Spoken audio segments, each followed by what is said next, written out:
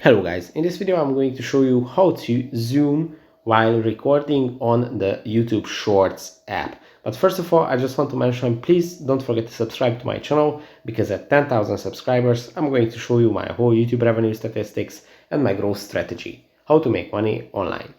So let's jump into it. First, open the YouTube app, then go to the plus icon and tap on the create a short. And when you tap on it, you can start recording by tapping on the record icon. You can tap and hold to record a specific amount of time. Now, if you want to zoom into your video while you are recording, you just have to tap on the record icon and swipe it up. And while you are swiping, it is going to zoom automatically.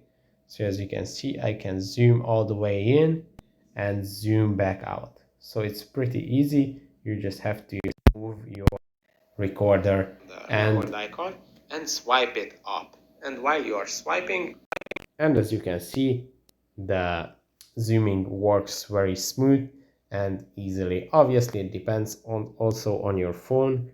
If you use a better phone with a better camera, it will look better, but pretty much the idea is the same.